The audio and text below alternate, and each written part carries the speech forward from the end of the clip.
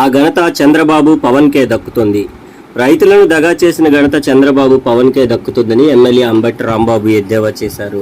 2014లో TDP కోసం పనిచేసిన జనసేన అప్పటి ప్రభుత్వ హయాంలో రైతుల పట్ల వ్యవహరించిన తీరు ఎలా ఉందో చెప్పాలన్నారు. టీడీపీ హయాంలో రైతులను నట్టేట ముంచారని, ఆ విషయాన్ని పవన్ మర్చిపోయినట్లున్నారన్నారు. రైతు రుణమాఫీ చేస్తామని హామీ ఇచ్చిన చంద్రబాబు అధికారంలోకి వచ్చాక రుణమాఫీ చేశారా అని ప్రశ్నించారు. రూపాయలకు గాను 25,000 కోట్ల రూపాయలు మాత్రమే ఇవ్వగలము అని చావు కబురు చల్లగా కోటయ్య గారి కమిటీతో చెప్పారు.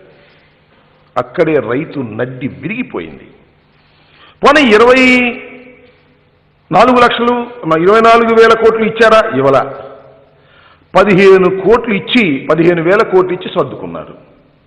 ఏమైంది రైతు పరిస్థితి ఆ రోజున? 5 సంవత్సరాల్లో బంగారు ఇంటికి వస్తుందని రైతు ఆశపడ్డాడే.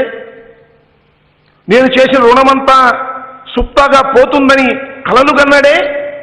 మీకు ఓటు వేశాడే.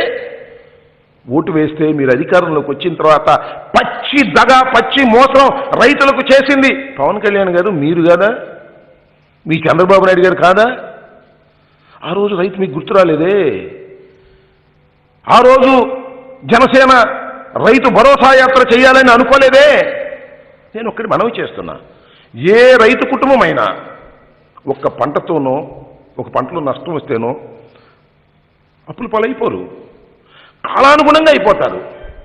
ఇవాళ ఏదైనా ఆత్మహత్యలు జరుగుతున్నాయంటే దీనికి ప్రధానమైన కారణం తెలుగుదేశం పార్టీ అధికారంలో ఉన్నప్పుడు రైతులను నట్టేట ముంచినటువంటి వైనం వలనే, వారి అప్పులు తీర్చకపోవడం వలనే వారు నష్టపోయారు.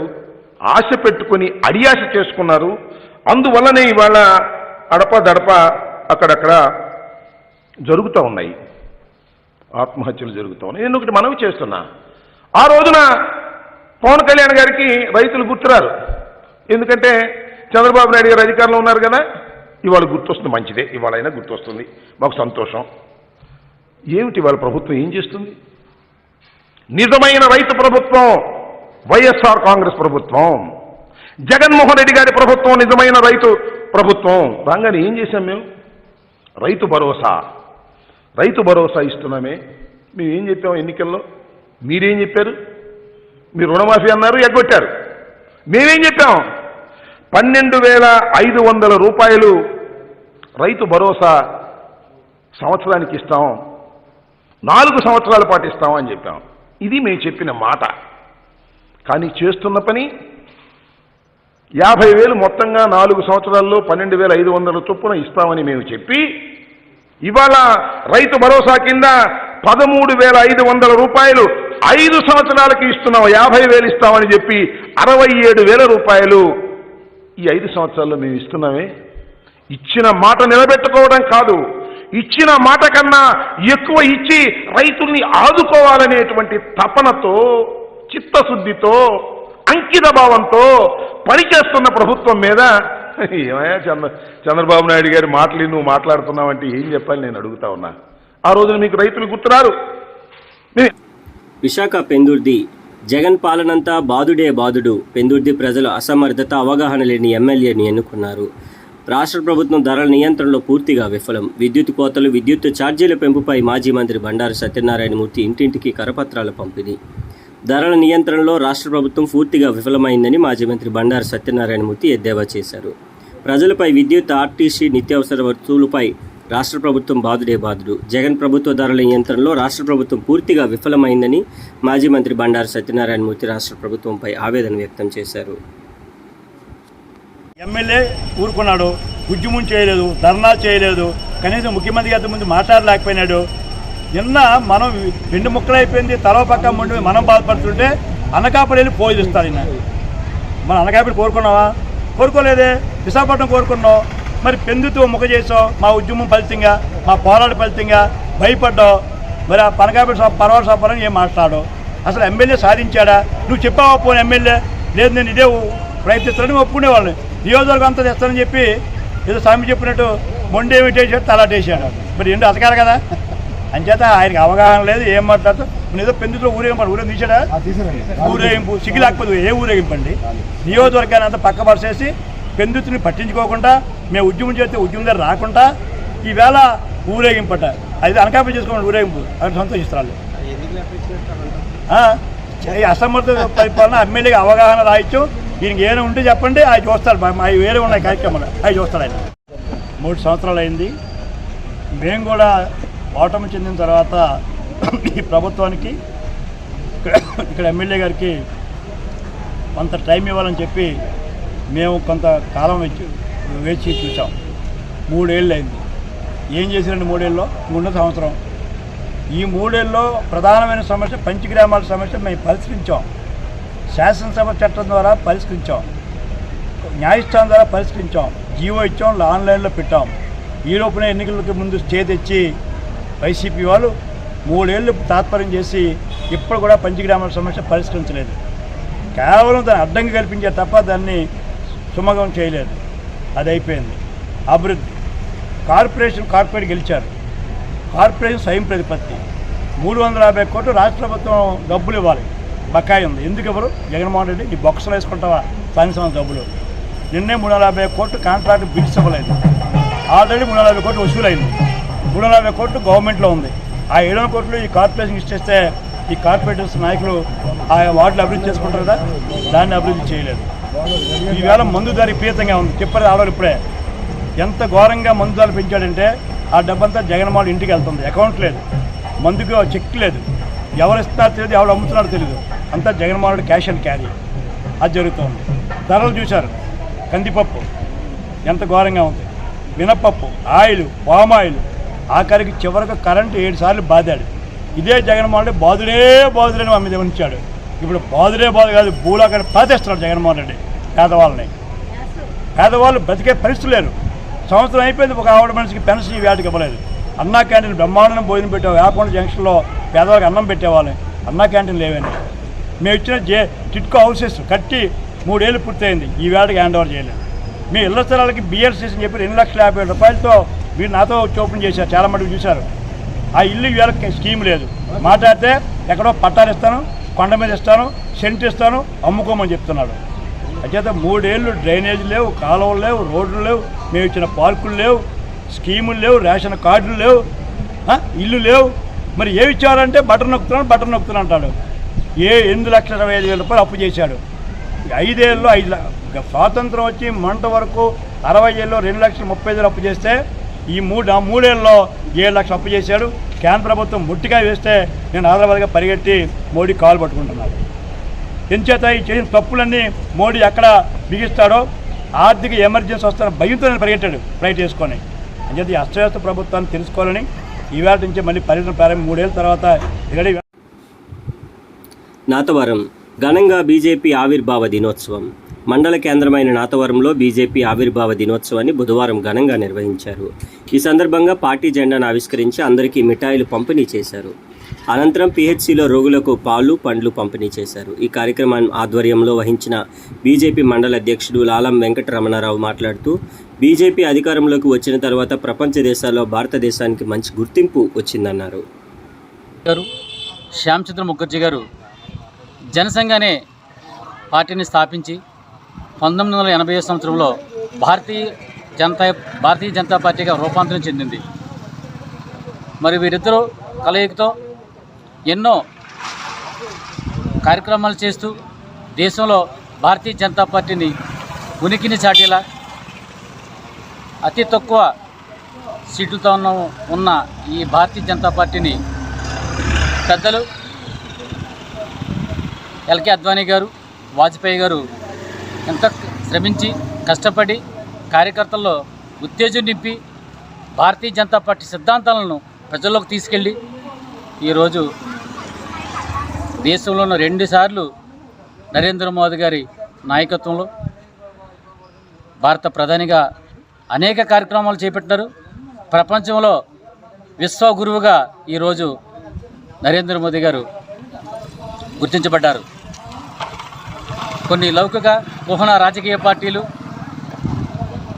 భారతదేశాన్ని విచ్ఛిన్నం చేయడం గురించి, కొన్ని సంఘ వ్యతిరేక శక్తులతో కలిపి దేశాన్ని విచ్ఛిన్నం చేయడానికి ప్రయత్నిస్తున్నారు.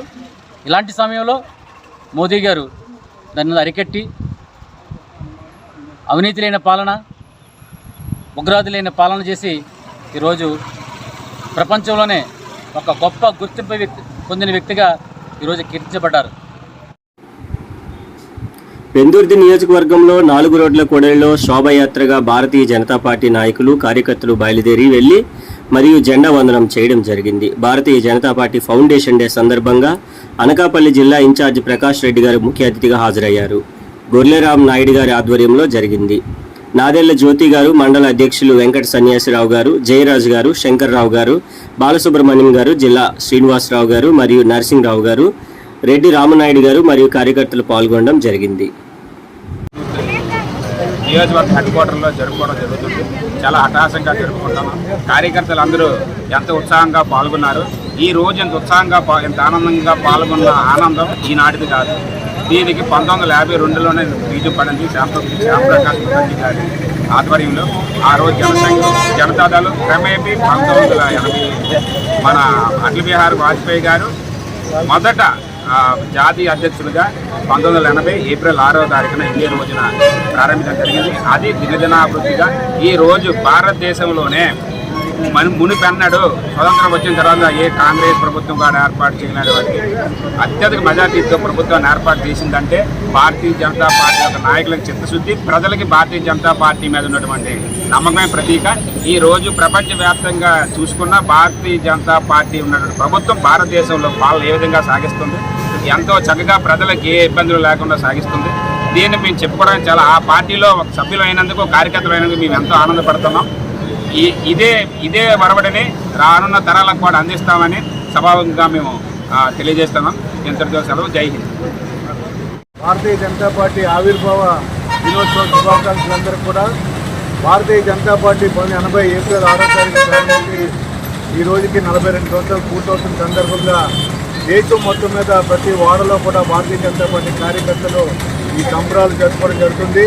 ఇందులో ముఖ్యమైన భాగం ఏంటంటే భారతీయ జనతా పార్టీ దేశంలో భారతీయ జనతా పార్టీ ఉంది అంటే కార్యకర్తల ఆధారంగా పనిచేస్తున్న పార్టీ ఏదైనా ఉంది అంటే భారతీయ జనతా పార్టీ. అటువంటి పార్టీలో మనం అందరం కలిసి పనిచేస్తున్నాం.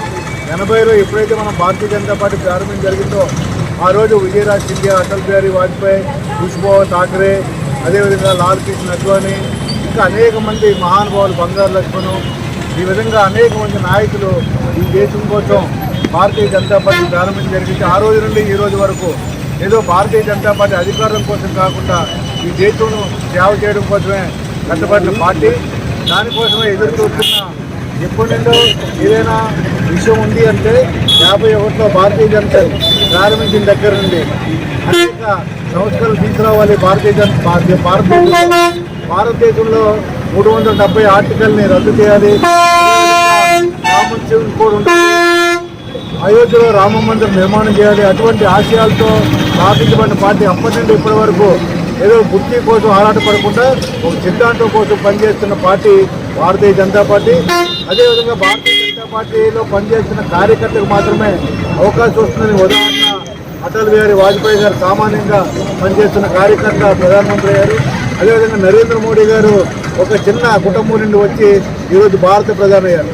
అనేక రాష్ట్రాల్లో పాలన కొనసాగుతున్న భారతీయ జనతా పార్టీలో ముఖ్యమంత్రులు కానీ, శాసనసభ్యులు కానీ, పార్లమెంట్ సభ్యులు కానీ, మంత్రులు కానీ సామాన్య కుటుంబం నుండి కుటుంబ వారసత్వం లేకుండా భారతీయ జనతా పార్టీ పనిచేసిన ప్రతి కార్యకర్త ఈరోజు మంత్రులుగా, ఎమ్మెల్యేలుగా, ముఖ్యమంత్రులుగా అనేక వివిధ బాధ్యతలు నిర్వర్తిస్తూ ఈ దేశం సేవ కోసం పనిచేస్తున్న నాయకులు అనేక మంది ఉన్నారు. రాబోయే కాలంలో ఆంధ్రప్రదేశ్లో కూడా ఈ దుష్ట పాలన నుండి, ఈ కుటుంబ పాలన నుండి పారదోలడం కోసం భారతీయ జనతా పార్టీ ఈరోజు సంకల్పం తీసుకొని ఒక నిర్ణయాత్మక భాగంగా భారతీయ జనతా పార్టీ ముందుకు వెళ్ళడం జరుగుతుంది. రాబోయే కాలంలో భారతీయ జనతా పార్టీ రాష్ట్రంలో కూడా అధికారంలో రావడం సత్యం. ఎందుకంటే డబుల్ ఇంజన్ అనే కార్యక్రమాన్ని దేశవ్యాప్తంగా చేపడుతున్న కార్యక్రమంలో నరేంద్ర మోడీ గారి కేంద్ర ప్రభుత్వంలో రాష్ట్రంలో కూడా భారతీయ జనతా పార్టీ ఉన్నట్టయితే అనేక అభివృద్ధి సంక్షేమ కార్యక్రమాలు రాష్ట్రంలో కూడా జరుగుతాయి. కాబట్టి ఆ విధంగా భారతీయ జనతా పార్టీ కార్యకర్తలు ప్రజలను చైతన్యం చేసి భారతీయ జనతా పార్టీని ముందుకు తీసుకెళ్తాం. ఆ విధంగా రామనాయుడు గారు, ఇక్కడ అనేక మంది నాయకులు వీళ్ళందరూ. సరుకు రవాణాలో Waltair railway division record. Waltair railway division సరుకు రవాణాలో అత్యధికంగా 66.88 మిలియన్ టన్నుల రికార్డు సాధించిందని వాల్తేరు డిఆర్ఎం అనూప్ కుమార్ సత్పతి పేర్కొన్నారు. ఈ మేరకు రైల్వే న్యూ కాలనీ కోడ్ల వద్దనున్న రైల్వే క్లబ్లో బుధవారం ఏర్పాటు చేసిన మీడియా సమావేశంలో ఆయన మాట్లాడారు. గతంలో ఉన్న రికార్డులు బద్దలు కొట్టి ఈ కరెంట్ ఇయర్లో అభివృద్ధి సాధించడం జరిగిందన్నారు. 18,000 మంది సిబ్బంది కార్మికులు ఉద్యోగుల వల్ల ఈ ప్రగతి సాధించినట్లు ఈ సందర్భంగా తెలియజేశారు.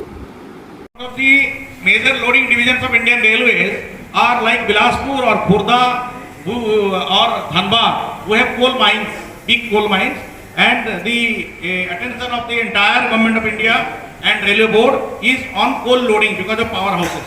So वहाँ loading ज़्यादा होना easy है relatively because they get wagons, they get all the support, they get engines, and they get a lot of concessions also.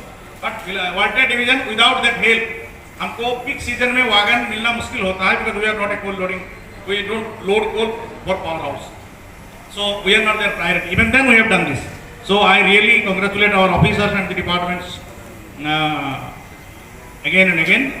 The division is varied. Third, 12.41 million passengers in this financial year, and this based 415.27 crores of revenue. Passenger earning हमारा 198% more है in this financial year as compared to the 139.30 crore जो हमारा target था financial year में.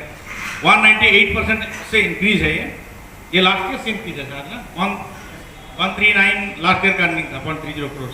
Best ever interchange हम लोग 160 train interchange किए per day. The freight train that we give to other divisions on any particular day is called interchange. हम लोग 160 train on an average in 2021-22 we have given in comparison to the last financial year when we gave 138 trains. So this is 15.9% excess. तो हमारा infrastructure उतना ही है and उसमें rail line उतना ही है. कोई मेजर थर्ड लाइन या कोई ऑटो सिग्नल कोई इंफ्रास्ट्रक्चर डेवलपमेंट मीन टाइम नहीं आया है. Even then we have made an improvement of 15.9, so almost 16% in the number of trains, number of freight trains that we have handed over to other divisions and we have taken from other divisions. Then we focus on ticketless travel. हम लोग ticket checking earning हमारा जो हुआ, this is a miracle. So we had a small cake cutting for our ticket checkers also, ticket checking staff also. इसमें we have earned 16.02 crores as penalty only. 2,60,850 cases हम लोग ticket किए हैं. इसमें our staff has earned 16.02 crores for the division. So this is a record for the division, and this is more important because this has been done only practically in 5 months. उससे पहले because of COVID, as you know, the trains, number of trains were minimal.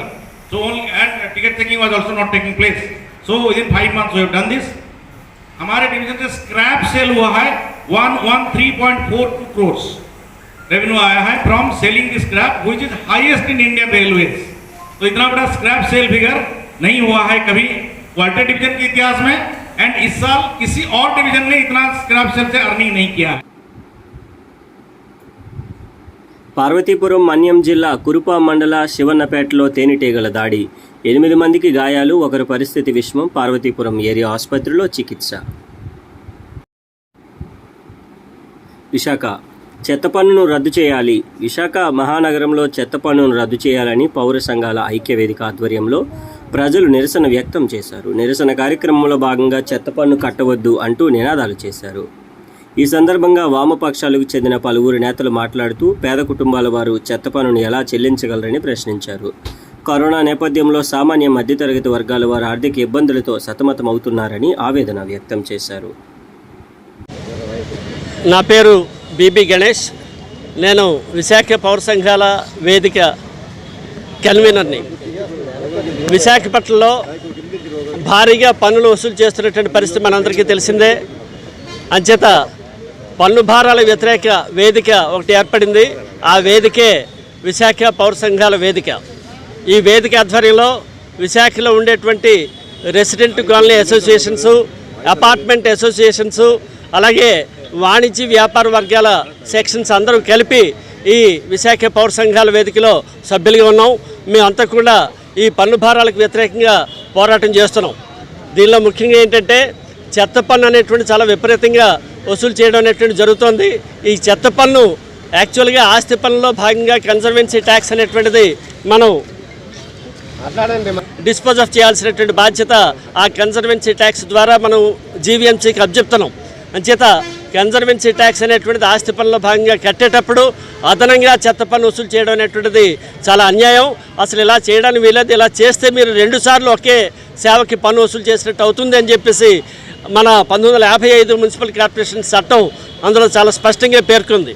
అంచేత చట్టం పేర్కొన్నప్పటికీ కూడా చట్టంలో ఉండేటువంటి విషయాలు కూడా పక్కన పెట్టి ఈ రోజున చట్టవిరుద్ధమైనటువంటి చర్య తీసుకొని ఆ చట్టవిరుద్ధమైనటువంటి చర్యలు అమలు చేయడం కోసం ప్రజానీకాన్ని ఒత్తిడి చేసి వాళ్ళని భయపెట్టి బెదిరించడం అనేటువంటి చాలా అన్యాయం.